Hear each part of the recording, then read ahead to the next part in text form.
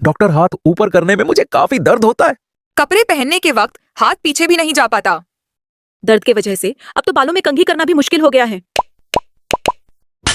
So if you are facing the same problem, you are in a very right place.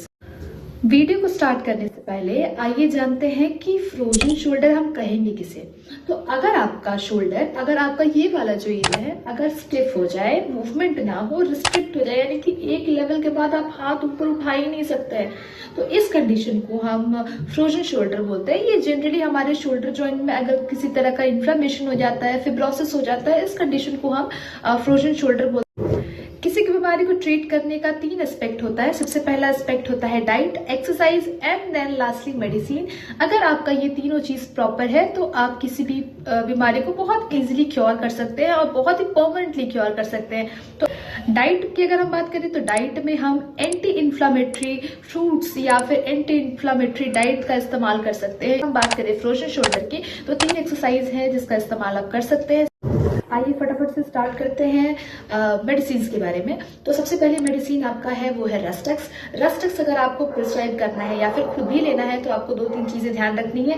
पहली चीज ये कि रेस्टेक्स के पेशेंट में पेन होगा, स्टिफनेस होगा, लेकिन मूवमेंट के साथ साथ पेशेंट को आराम मिलेगा। यानी कि अर्ली मॉर्निंग पेशेंट को बहुत ज्यादा स्टिफनेस होगा, बहुत ज्यादा पेन होगा, लेकिन जैसे जैसे मूव करेगा पेशेंट शोल्डर वैसे वैसे उनको आराम मिलेगा। आज की जो दूसरी मेडिसिन है उसका नाम है ब्रायनिया एल्बा। ब्रायनिया एल्बा में भी स्टिफनेस होगा, पेन होगा, लेकिन मूवमेंट से बहुत पेन होगा, मतलब पेशेंट मूवमेंट करना ही नहीं चाहेगा।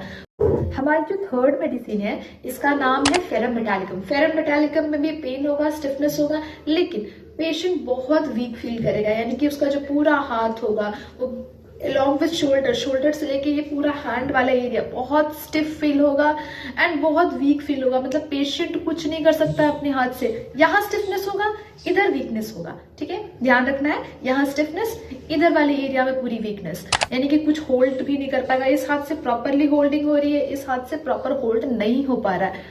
Pen, unable to hold, ferrum metallicum. आज की जो सबसे लास्ट मेडिसिन है वो है रूटा।